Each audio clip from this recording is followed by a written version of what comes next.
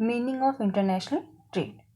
International trade का simple meaning है दो देशों के बीच में होने वाला व्यापार।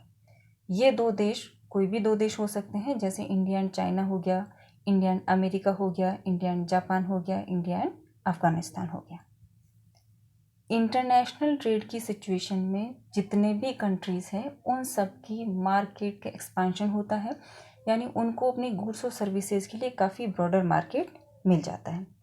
नेक्स्ट हम आते हैं रीजंस ऑफ इंटरनेशनल ट्रेड, यानी अंतर्राष्ट्रीय व्यापार के लिए कौन कौन से फैक्टर रिस्पॉन्सिबल है या क्यों अंतर्राष्ट्रीय व्यापार होता है।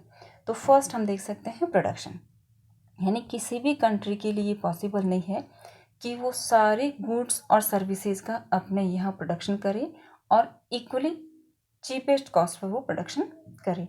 इसलिए हर कंट्री उस गुड का प्रोडक्शन करेगा जहाँ फैक्टर्स उसके लिए फेवरेबल सिचुएशन में हो। नेक्स्ट है फैक्टर्स ऑफ प्रोडक्शन। प्रोडक्शन के बहुत सारे फैक्टर्स जैसे लेबर, कैपिटल, रॉ मटेरियल, बहुत सारे फैक्टर्स होते हैं। तो हर कंट्री को उन फैक्टर्स को यूज़ करते हुए प्रोडक्शन करना चाहिए जो उसके यहाँ सरप्लस क्वांटिटी में होते हैं। जैसे इंडिया के पास लेबर ज़्यादा है तो इंडिया को लेबर इंटेंसिव गुड्स का प्रोडक्शन करना चाहिए। अमेरिका के पास कैपिटल ज़्यादा है तो उसे कैपिटल इंटेंसिव टेक्निक का यूज़ करना चाहिए। यानी सिंपल मीनिंग है कि जिस कंट्री के पास जो फैक्टर सरप्लस क्वांटिटी में है उस फैक्टर को यूज़ करते हुए उसे गुड्स का प्रोडक्शन करना चाहिए। नेक्स्ट कॉस्ट ऑफ प्रोडक्शन, यानी प्रोडक्शन की कॉस्ट जितनी कम आएगी इंटरनेशनल लेवल पर हम उतना ही ज़्यादा कम्पीट कर सकते हैं।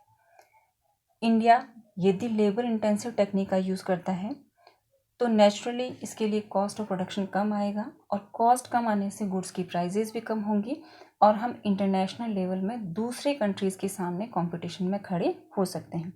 यदि हमारी कॉस्ट ऑफ प्रोडक्शन हाई होगी तो हम इंटरनेशनल लेवल पर कम्पीट नहीं कर सकते।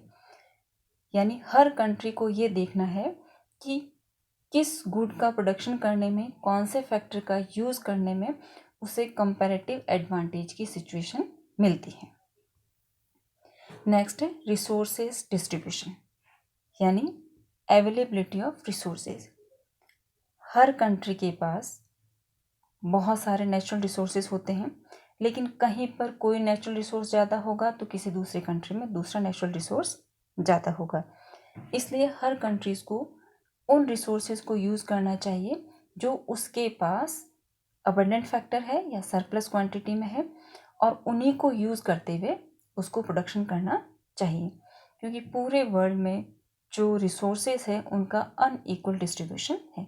इसलिए हर कंट्री को अपने रिसोर्सेज को देखते हुए प्रोडक्शन करना चाहिए।